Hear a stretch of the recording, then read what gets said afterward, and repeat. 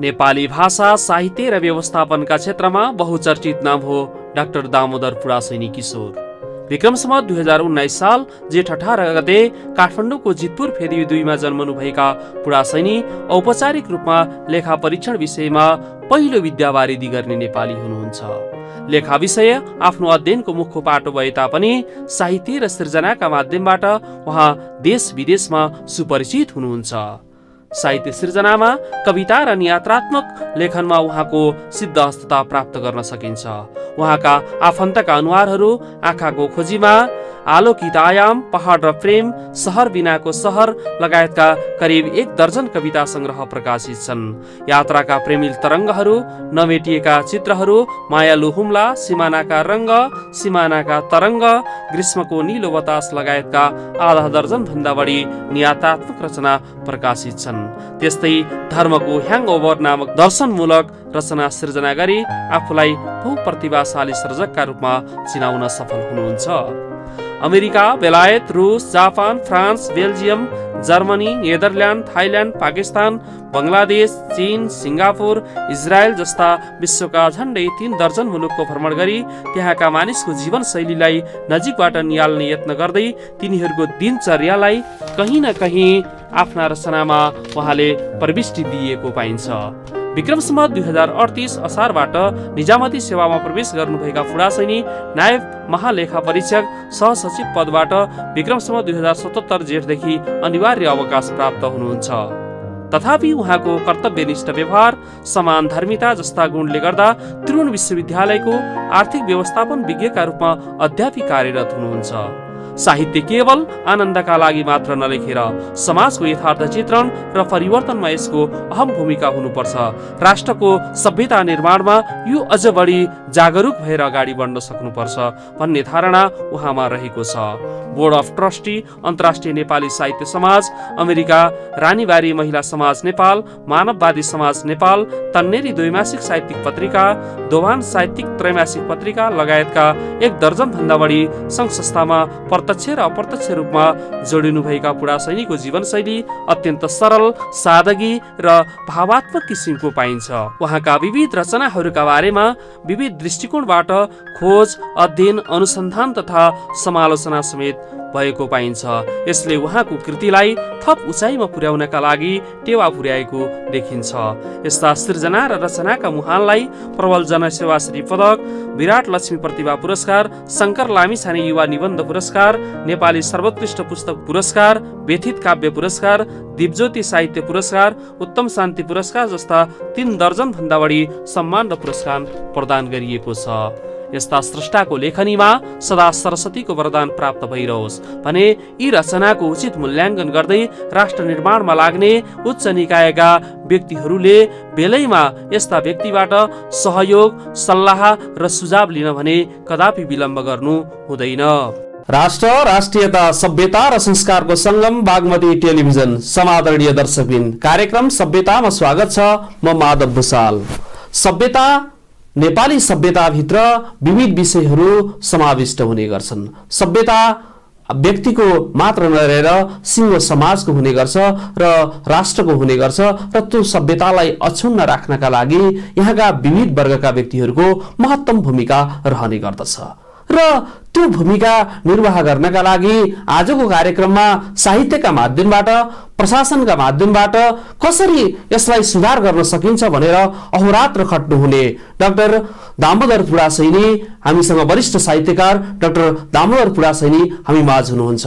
उहाँलाई आजको अङ्कमा स्वागत गरौँ। नमस्कार। नमस्कार। आराम हुनुहुन्छ? एकदमै ठिक छु, राम्रो छ। यहाँ प्रशासनिक क्षेत्रमा पनि त्यत्तिकै अब्बल एउटा प्रशासकको रूपमा देखा पर्नुहुन्छ। लेखा परीक्षण विषयमा नै नेपालको पहिलो विद्यावारिधि गर्ने एउटा विशिष्ट व्यक्तिका रूपमा पनि रहनु भएको छ। सँगसँगै नेपाली साहित्यका क्षेत्रमा पनि यहाँका कलमहरू दौरिएको पाइन्छ। त्यही किसिमले अनवरत रूपमा पछिल्लो समय यहाँको निलो बतास, एउटा ग्रीष्मको निलो बतास एकदमै चर्चामा रहेको छ। सबै पाठकहरूले रुचिका साथ त्यसलाई लिनुभएको छ। यहाँले त्यो प्रशासनिक क्षेत्र र यो साहित्यलाई कसरी सँगसँगै अगाडि लिएर जान सक्नु? धन्यवाद माधवजी। यो सबैभन्दा ठुलो कुरा चाहिँ यो जिन्दगीमा धेरै कामहरू गरिसक्नु पर्ने रहेछ। एक फेरि रोला रुमा भन्ने फ्रान्सको एकजना विद्वानले के भन्नुभयो भने जे दिनु छ आजै दिइहाल, भरे के हुन्छ त्यो थाहा छैन भनेर उहाँले भन्नुभयो। त्यसको अर्थ के हो भने कुनै पनि मान्छेले काम गर्ने भनेको चाहिँ भोलि गर्छु भनेर राख्यो भने त्यो नगर्नु पनि सकिन्छ, नगर्नुपर्ने परिस्थिति सिर्जना पनि हुन सक्छ। त्यो हिसाबले मलाई चाहिँ के लाग्छ भनेदेखि पेशागत रूपमा आफूले गर्ने कामहरू पनि गर्नुपर्छ। अध्ययनलाई पनि आफ्नो एउटा जुन द्रुत गतिमा अघि बढाउने हो त्यो बढाउनु पर्छ र साहित्य सिर्जनाको कुरो समाजप्रति गर्ने आफ्नो दायित्व पनि त्यही हिसाबले निर्वाह गर्नुपर्छ भन्ने मेरो मान्यता अनुरूप मैले यो तीनवटै कुरालाई एकै ठाउँमा यसरी संयोजन गर्दै अघि बढाएको हो। भनेपछि यो सबैका लागि चाहिँ एउटा उदाहरणीय कार्य पनि हो। र यहाँलाई मैले जोड्न चाहे दर्शन के हो? यहाँ स्रष्टाहरूले अलिकति दर्शनलाई विचार नगरिकन भावावेगका रूपमा सिर्जनु हुन्छ र दर्शन के हो त्यसमा पनि यो भौतिकवादी दर्शन र यो भाववादी अथवा अध्यात्मवादी दर्शन र यिनीहरू बीचको तादात्म्यकरण नभएको अवस्था यो कहिले रहन्छ होला र यसमा सचेत चाहिँ साहित्यकार कतिको हुनुपर्छ होला? यो त असाध्यै महत्त्वपूर्ण प्रश्न हो र हुन त तपाईँको कार्यक्रम सभ्यता भएको हुनाले पनि यो प्रश्नको माग गर्छ होला। मलाई के लाग्छ भनेदेखि दर्शन हरेक व्यक्तिको दर्शन चाहिँ महत्त्वपूर्ण कुरा हो। लेखक अथवा साहित्यकारको लागि त झन् जरुरी कुरा हो, एउटा विचारका रूपमा पनि रहन्छ। सबैभन्दा पहिलो कुरो त दर्शन भनेको एउटा दृष्टिकोण हो नि त, दृष्टिकोण हो। यो सारा संसार कसरी सिर्जना भयो, कसरी चलिरहेको छ, कसरी अन्त्य हुन्छ र कसरी यो सारा मान्छे र जीवन र जगतको चाहिँ कसरी अगाडि बढिरहेको छ भन्ने आफ्ना दृष्टिकोणहरू छन्। जुन अघि यहाँले भन्नुभयो जस्तो भाववादी दृष्टिकोण एउटा छ, अर्को छ भौतिकवादी दृष्टिकोण, हैन? अब भाववादी दृष्टिकोणले के भन्छ भनेदेखि यो सारा संसार चाहिँ नि कुनै अदृश्य शक्तिले सिर्जना गरे, चलायमान छ, त्यहाँबाट यो अदृश्य शक्ति छ भनौँ, त्यसलाई अर्को अर्थमा ईश्वर छ। ईश्वरले सिर्जना गरेको छ, ईश्वरले नै चलाउँछ, स्थिति लय र अन्त्य पनि ईश्वरले नै गर्छ, कुनै क्रिएटर पछाडिपट्टि छ भन्ने कुरो एउटा अदृश्य शक्तिको कल्पना भाववादीले गरिराखेको हुन्छ भने भौतिकवादीले चाहिँ के भन्छ भने जे छ यो भौतिक कुरामा देखिने कुरा मात्रै हो, पदार्थ चेतन कुरा भन्दा पनि पदार्थ चाहिँ महत्त्वपूर्ण कुरा हो। त्यसो भएको हुनाले यो कुरामा चाहिँ अब विवाद छ। विवाद भनेको जब मान्छे जब सभ्य हुँदै आयो, मान्छेले केही बुझ्दै आयो, अब मान्छे त सबै कुरोको मान्छेको एउटै मत हुनुपर्छ भन्ने पनि छैन, हुँदा पनि हुँदैन। र मान्छे हुनुको अर्थ नै उसले धेरै कल्पनाशीलता छ, धेरै चेतना छ, उसको सोचाइ छ, अनुसन्धान छ, अध्ययन छ। यो सबै कुराले गर्दाखेरि हरेक व्यक्तिले आफ्नो दृष्टिकोण त बनाउँछ र त्यस जीवन अनुभवसँग उसको विचार चाहिँ आफै उत्पादन हुन्छ र उसले के हुन्छ भनेदेखि मान्छे त जन्मनी त आखिर सबैको एउटै प्रक्रियाबाट हो र जन्मिसकेपछि उसका वातावरणहरूले उसको वरिपरिका परिदृश्यहरू, उसका सिकाइ, उसका साथी संगत, उसका परिवार, उसको समाज, उसको भूगोल, उसको धर्म, संस्कृति, यो सबै कुराले त्यो एउटा मान्छेलाई फरक दृष्टिकोणमा ल्याउँछ। हुन पनि अब जस्तो तपाईँ हामी एउटा जन्मदै हिन्दू भनेर जन्म्यौँ नि, हिन्दू भनेर जन्मनुको अर्थ के थियो भने मेरो बाबुबाजे पनि हिन्दू, मेरो आमा परम्परागत रूपमा हिन्दू परिवारमा जन्मिने बित्तिकै जन्मेकै दिनदेखि मेरो परम्परा, मेरो क्रिया, मेरो कामहरू कसरी सुरु भयो भन्दाखेरि न्वारण पनि त्यसै गरी भयो, पास्ने पनि त्यसै गरी भयो, विवाह पनि त्यसै गरी भयो, व्रतबन्ध पनि भयो। भनेको मतलब उसको संस्कार संस्कृतिहरूले गर्दा नै मैले सिक्ने कुरो, मेरो धारणा, मेरो ज्ञान पनि त्यही परिवेशमा अघि बढिरहेको छ नि त। अनि अब कहिलेकाहीँ मान्छेले एउटाबाट अर्कोमा छलाङ मार्ने भन्छ नि, छलाङ पनि मार्न सक्छ। त्यो उसको ज्ञान, उसको अध्ययनले हो। र यहाँले भन्नुभएको जस्तो एउटा लेखक हुनुको नाताले लेखकको त झन् उसको दर्शनप्रति चाहिँ ऊ सचेत हुनुपर्छ, उसको स्पष्ट धारणा पनि हुनुपर्छ। र किनभनेदेखि लेखक भनेको त स्रष्टा मात्रै होइन, द्रष्टा पनि हो। समाजलाई उसले अघिल्तिर बाटो देखाउने मात्रै होइन, बाटोलाई अघि लगाएर लैजाने पनि हो। यो सबै कुराले गर्दाखेरि लेखक अत्यन्त यसमा सचेत हुनुपर्छ, उसको दृष्टिकोण हुनुपर्छ। दृष्टिकोण भनेपछि कुनै आग्रह दुराग्रह चाहिँ रहनु हुँदैन लेखकमा, हुनु भएन। हजुर। उसलाई मेरो विचारमा चाहिँ के हुनु पर्यो भने लेखक हुनुको अर्थ चाहिँ के हो भने ऊ समाजका अरू सदस्यहरूभन्दा अलिक फरक पनि हो नि त। फरक किन हो भन्दाखेरि लेखकले जे किताब लेख्छ, जे कृति लेख्छ, त्यो कुराको माध्यमबाट उसले समाजलाई पछि लगाउँछ। भनेको मतलब समाजको नेतृत्व गर्न सक्षम ऊ हुनको लागि त समाजलाई उसले केही विचार दिनु पर्यो, कुनै शैली दिनु पर्यो, दर्शन दिनु पर्यो, र त्यो उसले के भनेदेखि नयाँ किसिमको ज्ञान पनि दिनु पर्यो। त्यसपछि नै लेखकको पछि लाग्छ। भनेपछि उसको दर्शन नै ऊ प्रष्ट भएन भनेदेखि त लेखकले नै ऊ आफै ढुलमुल भयो भने उसले लेख्ने कृतिहरू, उसले दिन खोजेका कुरा पनि ऊ स्पष्ट हुँदैन। त्यसले के हुन्छ भने समाजलाई पनि सही ज्ञान, सही दिशानिर्देशन गर्न सक्दैन। त्यस भएको हुनाले यो जरुरी छ। अब यहाँले त्यो लेखक भइरहँदाखेरि समाजलाई बायस गरिन्छ अथवा समाज सँगसँगै अगाडि बढिन्छ?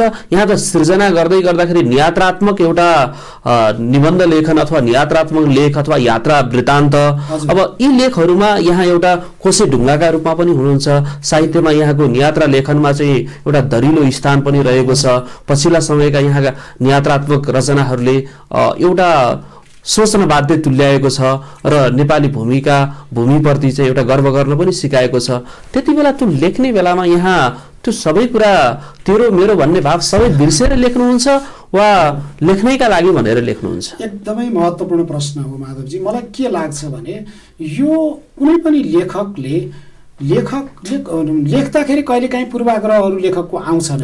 एउटा स्वाभाविक हो, मान्छेको एउटा स्वभाव के हो भने मान्छे आफ्नो स्वार्थ पनि सँगै जोड्छ, आफ्ना भावना पनि जोड्छ। तर लेखकले कुनै पनि कुरो प्रस्तुत गर्दाखेरि ऊ एकदमै सचेत हुनुपर्छ र कुन कुरा, जुन अघि तपाईँले सुरुकै प्रश्नमा दर्शनको विचारको कुरा गर्नुभयो नि, त्यो समाजलाई कहाँ लान खोजिरहेको छ मैले भन्ने कुरा मैले बुझ्नुपर्छ। र कहिलेकाहीँ के हुन्छ भने समाजमा सबै कुरा राम्रा हुन्छन् भन्ने त छैन, समाजमा सबै दृष्टिकोण राम्रो, सबैको राम्रो हुन्छ भन्ने पनि छैन। र मैले अघि नै भने लेखक त एउटा द्रष्टा पनि हो। समाजमा कुनै विकृतिहरू छ, विसङ्गतिहरू छ, खराबीहरू छ भने त्यसलाई सुधार गरेर उसले नयाँ ठाउँमा लानु पनि पर्छ। त्यस हिसाबले मैले चाहिँ नियात्रा लेख्दाखेरि, तपाईँले जुन नियात्राको सन्दर्भ उठाउनु भएको छ, मैले नियात्रा लेख्दाखेरि एउटा बिहान कहाँबाट हिँडेर कहाँ पुगे भन्ने कुरा मात्रै महत्त्वपूर्ण। व्यक्ति एक ठाउँबाट अर्को ठाउँमा पुग्नेलाई मात्रै बढी प्राथमिकता दिनुहुन्छ या विचारलाई बढी प्राथमिकता दिनुहुन्छ? मैले चाहिँ के गर्छु भनेदेखि मुख्य एक ठाउँबाट अर्को ठाउँमा जानु अथवा बिहान उठेर अर्को ठाउँमा हिँड्नु, खानु, त्यो ठुलो कुरो होइन। यहाँ त कतिपय लेख्नेका लागि लेख्नेहरूले विवरणात्मक रूपमा प्रस्तुत गरिएको पाइन्छ। सपाट वर्णन मात्रै त साहित्य होइन। साहित्यमा त के हुन्छ भने विचार पनि आउँछ, उसका अनुभूति पनि आउँछ, अनुभवहरू पनि आउँछ, र त्यसको साथसाथै समाजलाई कहाँ लान खोजेको भन्ने कुरो पनि आउँछ। त्यस हिसाबले म चाहिँ के गर्छु भनेदेखि कुनै ठाउँमा यात्रा गरेर मैले लेख्दैछु भने त्यहाँको भूगोल, त्यहाँका मान्छेहरूसँग म बढीभन्दा बढी घुलमिल हुन्छु। उनीहरूको साँच्चै पीर मर्काहरू के हो, साँच्चै उनीहरूको समस्या के हो, अब उनीहरूलाई निकास चाहिँ कहाँसम्म पुर्याउनु पर्ने छ भन्ने कुराको मैले राम्रोसँग अध्ययन गर्छु र उनीहरूसँग, ती पात्रहरूसँग बढीभन्दा बढी घुलमिल भएर साँच्चै उनीहरूलाई चाहिँ अब यो बाटोमा अघि पुर्यायो भनेदेखि यो समाज अझ माथिल्लो स्तरमा पुग्छ, यो ठाउँ अझ बढी राम्रो हुन्छ र यहाँका सम्भावनाहरूलाई अझ बढी यसरी उजागर गर्न सकिन्छ भन्ने दृष्टिकोण राखेर मैले कुनै पनि नियात्रा होस्, अरू सिर्जनाहरू पनि मैले यहाँ त कविताकै क्षेत्रमा पनि त्यो किसिमको। अब त्यो नियात्रात्मक लेख्नु र कविता लेख्नु त अलि एउटा गद्यात्मक पाटो भयो, एउटा आख्यानात्मक शैलीलाई अलिकति अभिनयको हुन्छ।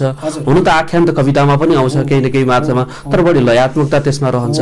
यो दुईवटा विधालाई सँगै लिएर हिँड्दाखेरि यो चाहिँ बडा रमाइलो हुँदो रहेछ। तपाईँले बडा राम्रो प्रश्न गर्नुभयो। रमाइलो के हुँदो रहेछ भने पहिलो कुरो एउटा राम्रो कवि हुन सकियो भने अरू सबै विधामा पकड बनाउन सकिँदो रहेछ भन्ने मेरो धारणा। भनेपछि यहाँको प्रारम्भिक चरण चाहिँ कविताबाट सुरुवात भयो? एकदमै सुरुवात मैले कविताबाटै मेरो सुरुवात। तर कविता भन्दा चिनाउन त बढी फेरि नियात्राले चिनायो हुँदो रहेछ त्यस्तो। अहिले नै पनि संख्यात्मक रूपमा हेर्दाखेरि मेरो 10वटा कविता सङ्ग्रहहरू प्रकाशित छन् र 6वटा मेरो निबन्ध सङ्ग्रह छन्। तर आम पाठकहरूले, समालोचकहरूले चाहिँ बढी कविता भन्दा नियात्रा नै मन पराइदिनु। किन त्यहाँ बुद्धिमत्ता बढी भयो अथवा भाव बढी भयो अथवा यथार्थ बढी भयो? होइन, त्यसमा मेरो विचारमा त्यसमा सबै कुरा भयो। सबै कुरा के भयो भने मैले लेखेका नियात्राहरूमा मेरा नियात्राहरू मैले काव्यात्मक बनाउने प्रयास गरेको छु। एउटा चाहिँ पाठकलाई तान्नको लागि चाहिँ एउटा सबभन्दा राम्रो भूमिका त्यसले गरे जस्तो। भनेपछि तारानाथ शर्माले भने जस्तै त्यो भौतिकवादी उसबाट अलिकति बाहिर गइयो भने चाहिँ त्यो चाहिँ नियात्रा अलिक बढी प्रभावकारी हुन्छ भने जस्तो। भौतिकवादीबाट बाहिर दृश्य कुराहरूबाट अनुभूति पक्षलाई चाहिँ हजुर बढी प्राथमिकता। ठाउँमा म घुम्दैछु, जस्तो मेरो ग्रीष्मको नीलो बतास भनेको म खप्तड मैले यात्रा गर्दाको हो र मैले खप्तडका यात्रा गर्दा त मैले सगरमाथा योभन्दा अगाडि मैले घुमेको छु भने त्यहाँका अनुभूतिहरू पनि त्यहाँ आउँछन् नि, साट्न सकियो। आखिर लेक त लेक हो, हिमाल हो, पहाड हो, अनि त्यो तुलना पनि गर्न सकिन्छ। म नाम्चे बजारमा घुम्दाखेरि कस्तो दुःख पाउँथेँ अथवा पाइरहेको थिइनँ अथवा सुख पाइरहेको थिएँ,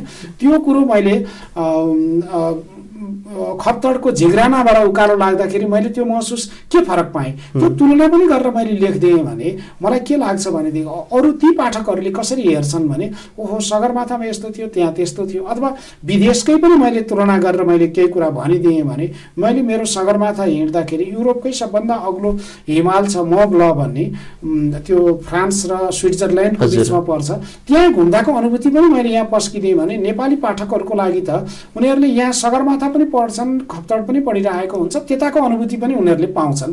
यहाँको जादुमय शक्ति चाहिँ एउटा मलाई अनौठो लाग्यो यहाँका रचनाहरूमा। अब जादुमय शक्ति के छ भन्दा पाठक पनि सँगै त्यो ठाउँमा भ्रमण गरेको जस्तो अनुभूति यहाँले दिलाइदिनु भएको छ। सँगसँगै गर्दाखेरि पाठक पनि दामोदर फुडासैनी सँगसँगै त्यहाँ भ्रमण गरिरहेको अनुभूति। लेखकको मैले अघि नै भने नि, लेखकको एउटा ठुलो शक्ति भनेको पाठकलाई तान्नु नै हो। मैले पाठकलाई तान्न सकिनँ भने ती पाठकहरूले मेरो किताब किन पढ्ने? त्यसको लागि उनीहरूले के गर्छन् भने मैले लेखेको कुरा पढ्दा पढ्दै उनीहरू आफ्नो अनुभूति पनि त्यहाँ मिसाउँछन् होइन, त्यहाँ उनीहरूले मिसाउँछन्। एउटा कुरा के हुन्छ भने जस्तो रोलां बार्टले के भन्नुभयो भनेदेखि जब कृति निस्किन्छ, कृति निस्किसकेपछि के हुन्छ, लेखकको मृत्यु हुन्छ, डेथ अफ द अथर भन्छ नि होइन। जब कृति समर्पित भइसकेपछि कृति बाहिर प्रकाश, जस्तो भनौँ न मैले ग्रीष्मको नीलो बतास बजारमा आयो, अब त मैले केही गर्न सक्दिनँ, त्यो कृति सच्याउन पनि सक्दिनँ, त्यसलाई थप्न पनि सक्दिनँ। त्यसमा त भनिदिने तपाईँहरू जस्तोले हो, तपाईँहरू जस्तो साहित्यकार, तपाईँहरू जस्तो पत्रकार, अरू पाठकहरूले अझ यो कुरो यसरी सच्याएको भए हुन्थ्यो, थपेको भए हुन्थ्यो, गरेको भए हुने धारणा त आउँछ नि त भने, तर म त मेरो त्यो लेखकको त त्यहाँ मृत्यु भइसक्छ। त्यस हिसाबले पनि मलाई के लाग्छ भने मैले जे कुरा लेख्नु छ त्यो लेख्दाखेरि लेखकलाई पनि मैले सँगै डोर्याउनु छ। लेखकलाई डोर्याउने मसँग दुईटा शक्ति हुनुपर्छ। एउटा के शक्ति भने मैले नयाँ ज्ञानयुक्त विषय दिन सक्नु पर्यो, लेखक भन्दा पाठकलाई होइन, पाठकलाई चाहिँ के मैले के चाहिँ नयाँ विषय दिन सक्नु पर्यो। उसले नयाँ नयाँ ज्ञान पाउँदै जान्छ, ओहो हो यो दर्शन, यो लेखकको कुरा, उसले भनेका कुरा त ठिक हो, सही हो भन्दै गएपछि त उसले पढ्छ र उसले नयाँ मैले शैली पनि दिन सक्नु पर्यो। मैले परम्परागत शैली भन्दा नयाँ किसिमका शैली दिन सकेँ भनेदेखि त्यो शैलीमा उसले रमाउँछ। उसले होइन हिजो अस्ति नि यात्रा लेख्ने मान्छेले त यसरी लेखेका थिएनन्, उसले यसरी लेख्यो, त्यस भएको हुनाले यो मलाई मजा आइरहेको छ भन्ने उसले महसुस गर्छ। र ऊ आफू पनि अघि हजुरले भने जस्तै ऊ आफू पनि म त्यहीँ बसेर घुमिराखेको छु भनेपछि नै उसले यो रमाउँछ। त्यो चाहिँ दिन सक्नुपर्छ। त्यसो नत्र पाठकलाई एकत्र छोडिदिएर आफूले मात्रै आफ्ना व्याख्यान गर्न थाल्ने, नियात्राको नाममा इतिहास ल्याएर अहिले यहाँ धेरै नियात्रा किताबहरू कस्तो भएको छ भने गुगल सर्च गरेर मान्छेहरूले नयाँ सूचनाहरू हालिदिने, इतिहासका कुरा धमाधम त्यहाँ लगेर चाहिँ राख्ने। जस्तो जङ्गबहादुरको बेलायत यात्रा भने त्यसै किसिमका परिपाटी। जङ्गबहादुरको बेलायत यात्रा त बरु के थियो भने त्यतिखेर उहाँहरूले वर्णन गर्ने एउटा लेखकै लिएर जानुभयो, लेखकले सबै कुरो के भयो भनेर लेखे। तर अहिले अब यो बजारमा आएको भर्खरै आएका बजारमा आएका पुस्तकहरूमा पनि हामीले के भेट्छौँ भने नाम चाहिँ नियात्रा भनेको छ, फलानु ठाउँ घुमेको भनेको छ, अनि त्यो ठाउँमा इतिहास फलानु जन्मे हुर्के बढे सान्दर्भिक कहिलेकाहीँ भन्न सकिएला। त्यसको मतलब इतिवृत्तान्त दियो भने त इतिहासै पढे भइगयो नि, त्यहाँ को शासक भए को के गरे भन्ने कुरो त्यो जरुरी छैन। एउटा पाटो अथवा विषय नै अर्को छ, त्यसका लागि त अध्ययनका लागि त्यो त एउटा नियात्रा भन्नुभन्दा नि एउटा गैर आख्यान कुनै कृति नै पढे भयो। अनि भूगोलको पनि त भूगोलै पढे भयो त। तर के भने मैले त्यहाँ घुम्दाखेरि भूगोलले मलाई अनुभूति के दियो, जस्तो म खप्तड घुमिरहेको छु भने खप्तडका हिउँका त्यो ढिकाहरूमा म हिँड्दाखेरि मैले के अनुभूति गरिरहेको छु त्यो त अरूले लेखेर लेखिँदैन। भनेपछि कोही लेखकहरूलाई अथवा नियात्रा लेख्न उद्धत वर्गहरूलाई कसरी चाहिँ लेख्नुपर्छ होला सामान्यतया नियात्रा? नियात्राका केही विधा तत्त्वहरू होइन, त्यो सामान्य कुरा हो, जसलाई पनि थाहा भएको कुरा हो। तर मलाई के लाग्छ भने नियात्रा गर्नको लागि सबैभन्दा ठुलो कुरो त यात्रा नै गर्नु पर्यो। अरू विधामा यात्रा नगरे पनि लेख्न सकिन्छ, नियात्रा लेख्नेलाई चाहिँ यात्रा पनि गर्नु पर्यो। तर यात्रा गर्ने मान्छे लेखक पनि हुनु पर्यो, एउटा पहिलो शर्त नै त्यही नै छ। अनि अर्को दोस्रो कुरो चाहिँ नियात्रा गरेर खालि म फलान ठाउँमादेखि फलान ठाउँमा म पुगेँ, फलान ठाउँमा चिया खाएँ, त्यो भनेर नियात्रा हुँदैन। त्यो पनि एउटा माध्यम त हो। तर त्यसको साथसाथै मैले चिया खान बसेँ भने चिया खाने बस्ने ठाउँको होटलको साउजीको मानसिकता के थियो, त्यहाँ वरिपरि आउने सँगै बस्ने मान्छेहरूले के भने। होइन, यहाँले त यो निलो बतासमा त त्यो प्रकृतिलाई पनि सँगै हिँडाएको अनुभूति दिलाइदिनु भएको छ, नदीलाई सँगै हिँडाएको अनुभूति गराइदिनु भएको छ आफैसँग। त्यो जीवन्तता कसरी? होइन, पक्कै एउटा कुरा कस्तो हुन्छ भने माधवजी, म कुनै नयाँ प्रकृतिमा हिँडिरहेको छु भने त्यो प्रकृतिलाई मैले आत्मसात गर्नुपर्छ। र तपाईँले मेरो नियात्रा पढ्दाखेरि एउटा शब्द चित्र भन्न रुचाउँछु म। शब्द चित्रको माध्यमबाट मैले तपाईँलाई सबै कुरो देखाइदिन सक्नुपर्छ। जस्तो झिग्रानाको उकालोमा चढिरहेको छु भने उकालोमा कस्तो किसिमको जङ्गल छ, त्यहाँ बाघ भालुहरूले कसरी सताउँछन्, चराचुरुङ्गीहरू कसरी कराउँछन्, त्यहाँ उकालो चढ्ने मान्छेहरूको एउटा व्यथा कस्तो हुन्छ, ओह्रालो झर्ने मान्छेहरूको कस्तो किसिमको हुन्छ, त्यो मानसिकतालाई चाहिँ मैले ल्याउने हो। त्यो मनोविनोदलाई अथवा मनोदशालाई त्यहाँ मैले ल्याएँ भने न त्यो पाठकलाई हुन्छ। साहित्यमा त्यो चुस्त दुरुस्तता चाहिँ नआउनुको कारण चाहिँ सबभन्दा ठुलो कुरा चाहिँ के हो भने नि, मलाई त के लाग्छ भने विश्वमा सबैभन्दा बढी चुस्तता दुरुस्तता र सही दृष्टिकोण ल्याउनु पर्ने भनेकै साहित्यमा। किनभने साहित्य नै बिग्रियो भने त समाज त बिग्रियो नि। र साहित्यका कुराहरू मैले गलत लेखिदिएँ, साहित्यका कृतिहरूमा समाजको चित्रण गलत गरिदिएँ, समाजलाई गलत बाटोमा डोर्याउने कृतिहरू लेखिदिएँ भने त्यो जति ठुलो अपराध चाहिँ फेरि अरू केही हुँदैन। यहाँले भन्नुभएको जस्तो हाम्रो नेपालमा त्यो साहित्यका वादहरू भन्दा पनि राजनीतिक वादहरूले चाहिँ आक्रान्त पार्यो। हरेक मान्छे मेरो र तेरो भन्ने पार्टीको हिसाबले भाषा साहित्यसँग सम्बन्धित स्रष्टा प्राध्यापक आखिर त्यसैबाट अनुप्राणित भएर लेखहरू लेख्ने त्यो प्रचलन बढी मात्रामा रह्यो। एकदमै गलत भयो। किनभनेदेखि आफ्नो मनले नमानेका कुरा पनि म कुन दलसित आबद्ध छु त्यसका सिद्धान्त, त्यसका विचार, त्यसका नेताको बोली भन्दा बाहिर नजानी गरी त्यसलाई म अर्को अर्थमा भन्दाखेरि राजनीतिक पार्टीको मुखपत्र लेख्ने हिसाबले जब सिर्जनाहरू गर्न थालियो भने त्यो त साहित्यको कुनै अर्थै होइन। साहित्यको पाटो एउटा छुट्टै किसिमको धार, राजनीति छुट्टै गराएर एउटै व्यक्ति अगाडि बढ्न मिल्दैन। होइन, त्यो भन्दा पनि साहित्यको मान्छेले त राजनीतिलाई पनि डोर्याउनु पर्ने हो र उसले भन्न सक्नु पर्यो। अब यहाँ चाहिँ के छ भनेदेखि साहित्यलाई पनि राजनीतिले थिचेको छ नेपालमा। र भन्न चाहिँ हाम्रा हरेक नेताहरू के भन्नुहुन्छ भने साहित्य भनेको सबभन्दा ठुलो कुरा हो, साहित्यले समाजलाई भनिन्छ होइन, हित न साहित्य एउटा समाजलाई राम्रोसित हित गर्ने र हामीलाई बाटो देखाउने पनि साहित्य भन्नुहुन्छ।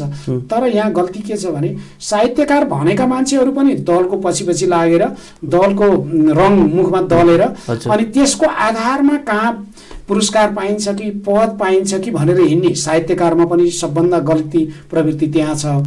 र राजनीतिज्ञले पनि के खोज्छ भने ऊ स्वतन्त्र साहित्यकार खोज्दैन, राम्रोसित मेहनत गरेर राम्रो लेख्ने मान्छे सृजना विशेष उसले खोज्दैन। उसले के गर्छ भने हरेक कुनै पदमा दिँदाखेरि, कुनै अफिसमा नियुक्ति गर्दाखेरि, कुनै राम्रो पुरस्कार दिँदाखेरि यो मेरो मान्छे र तेरो मान्छे भनेर छुट्याउँछ।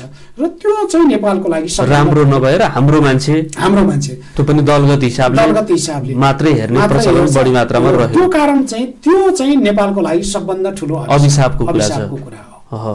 यसबाट मुक्ति दिलाउनका लागि यहाँहरू जस्ता होइन, हामी स्रष्टाहरूको त जस्तो म त अहिले पनि तपाईँको टेलिभिजन मार्फत तपाईँलाई अहिले पनि भन्छु, नेपाल प्रज्ञा प्रतिष्ठानमा किन पार्टीको हिसाबले मान्छे नियुक्ति गर्नु पर्यो? एउटा सही प्रज्ञाको क्षेत्रमा प्राज्ञहरू भनेको त देशको गहना हुन् नि त।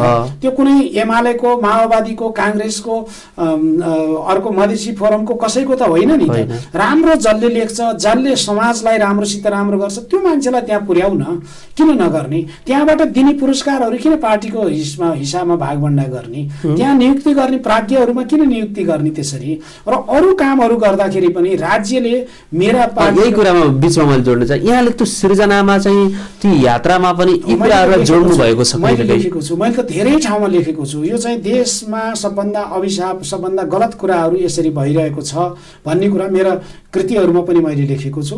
र राजनीतिले त राजनीति गर्ने हो नि त, राजनीतिक पाटो नै फरक हो। त्यसको मतलब के भने राजनीति सबै कुरामा चाहिँ त्यहाँ लगेर थोपर्न थालियो भने हिजो के अरे युरोप अमेरिकामा 15औं शताब्दी 16औं शताब्दीमा के भयो भने हरेक नियुक्ति पनि धर्मगुरुले मात्रै गर्ने भयो, पादरीहरूबाट हुने भयो। हुँदा कसैलाई चाहिँ प्रमोसन दिनलाई पनि पोप पादरीले हुने भयो। र त्यो बेलामा न धर्मनिरपेक्ष भनेर आएको हो। तर हाम्रो धर्मनिरपेक्ष र त्यो त फरक हो होइन? त्यो हिसाबले हेर्नुपर्छ जस्तो मलाई लाग्छ। अब यहाँको परिदृश्यमा हेर्दाखेरि व्यक्तिहरूले आफ्नो मूल्याङ्कन स्वमूल्याङ्कन आफैले गरेको पाइन्छ। त्यो आफ्नो मूल्याङ्कन आफूले गर्नु उपयुक्त हो अथवा अरू कसैबाट चाहिँ त्यो मूल्याङ्कन हुनु चाहिँ उपयुक्त हो जस्तो लाग्छ? मेरो विचारमा यो दुवै जरुरी छ। दुवै जरुरी के छ भनेदेखि कहिलेकाहीँ मैले सोचेको कुरो मात्रै सही त हुँदैन।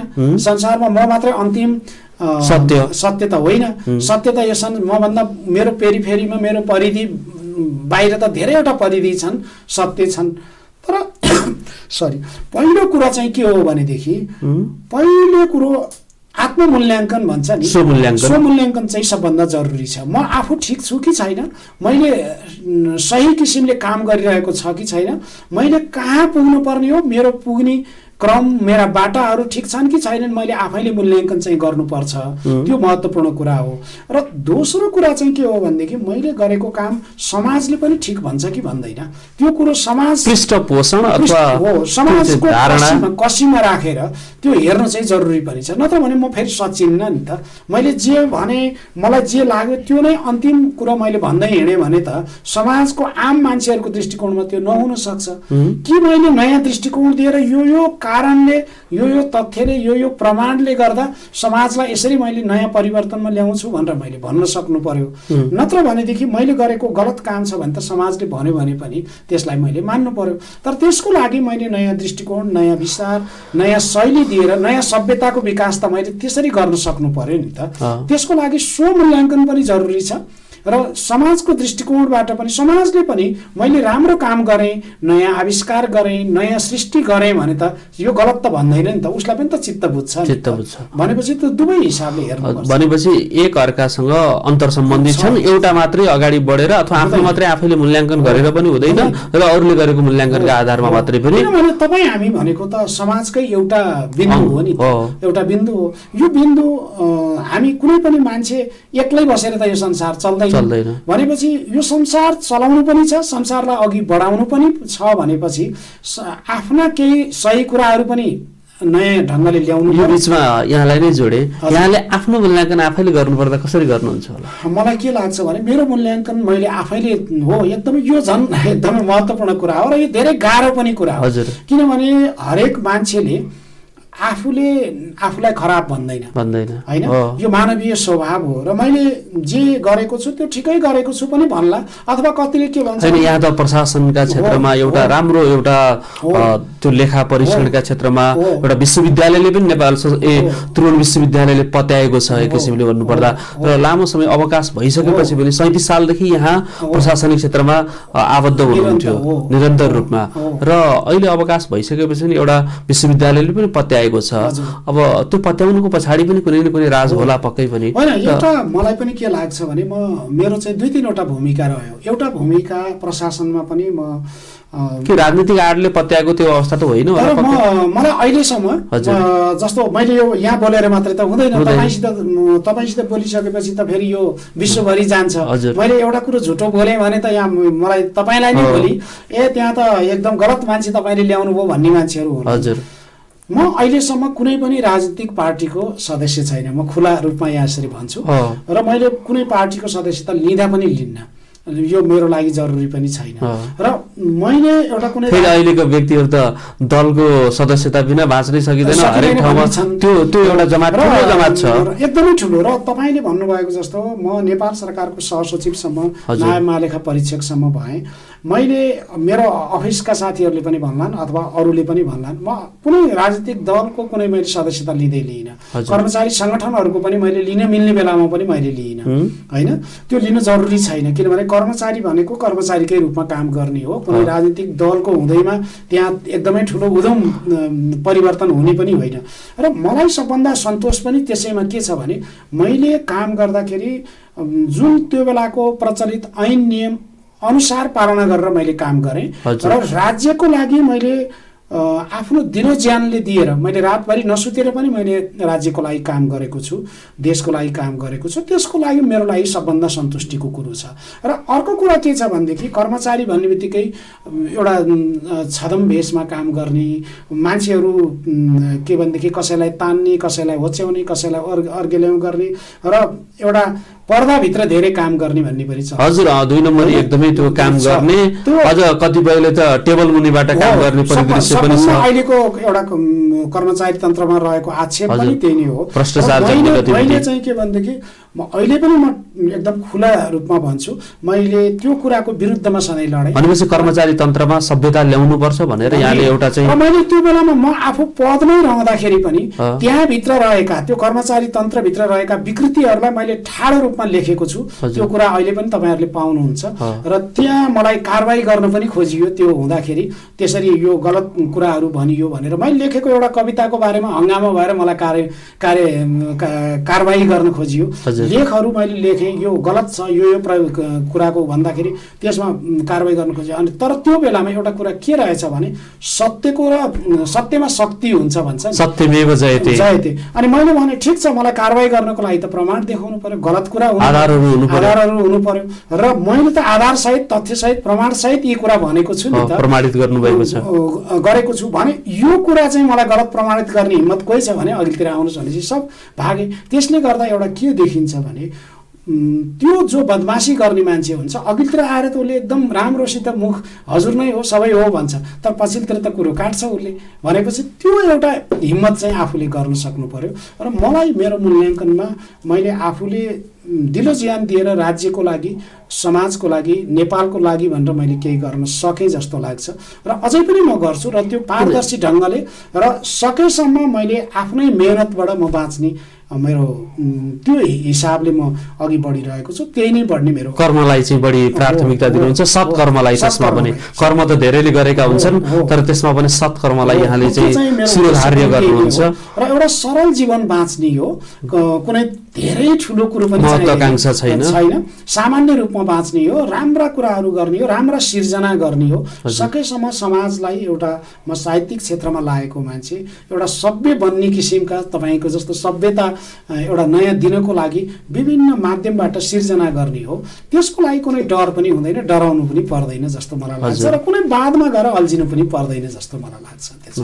भनेपछि यहाँले त्रिभुवन विश्वविद्यालयलाई एउटा स्वस्थ, चुस्त र तन्दुरुस्त बनाउनका लागि महत्त्वपूर्ण भूमिका निर्वाह गर्दै आउनुभएको छ पछिल्लो समयमा पनि। धन्यवाद त्यसको लागि। जे होस्, म गएपछि अलिकति धेरै कुराहरू सुधारका सङ्केतहरू देखिएको छ, आर्थिक रूपमा पनि धेरै सुधारहरू देखिएको छ। भने यो समाजमा अथवा राष्ट्रमा यस्ता व्यक्ति पनि छन् भनेर एउटा अनौठो किसिमको एउटा परिदृश्य पनि देखा पर्ने भयो अहिलेको अवस्थामा। अब त्यस्तो त मैले भन्नु त त्यति ठिक हुँदैन। त्यो मूल्याङ्कन त तपाईँहरू जस्तो साथीहरूले गर्ने हो, समाजले गर्ने हो। र फेरि मभन्दा धेरै राम्रो गर्ने मान्छेहरू पनि त यो समाजमा हुनुहुन्छ नि, हुनुहुन्छ, पक्कै पनि हुनुहुन्छ। अब त्यो देखिएको परिदृश्य चाहिँ कम मात्रामा रह्यो। हुन्छ, जसले राम्रो काम गर्छ ऊ लुकेरै बसिरहन्छ प्राय, होइन? उसले मैले गरेँ भन्दै पनि त हिँड्दैन नि त। फलेको वृक्ष त लुक्छ नै। हो, पक्कै नै त्यही नै पनि होला। अब अर्को कुरा यहाँको व्यक्तिगत जीवनसँग पनि जोडिन चाहे। अब यहाँ चाहिँ अति दुखित भएको क्षण पनि कुनै दिन आयो होला, सृजना गर्दै गर्दा प्रशासनिक क्षेत्रमा अगाडि बढ्दै गर्दाखेरि अब त्यसले साहित्य सृजनामा पनि केही न केही प्रभाव पार्यो होला। त्यो अवस्था विशेष चाहिँ कुनै स्मरणमा केही घटनाहरू छन्, त्यो कुराहरू पक्कै हो। मृत्युकै मुखमा पुगेको अवस्था पनि आयो होला। मृत्युको मुखमा पुगेको घटनाहरू पनि हुन्छ। जस्तो भयो मलाई कहिलेकाहीँ म एक दुईचोटि चाहिँ मृत्युको मुखमै पुगेको, तपाईँले राम्रो कुरा भन्नुभयो। एकपटक चाहिँ म र मेरो दाइ, हामी दुईजना मेरो गाउँ जितपुर फेदीबाट यता बालाजुतिर आउँदै थियौँ। त्यो बिचमा विपरीत दिशाबाट आइरहेको एउटा बसले हानिदियो र हामी दुवैजना त्यो सडकको तल नालीमा दुवैजना पुग्यौँ। हामीभन्दा माथि बाइक पर्यो।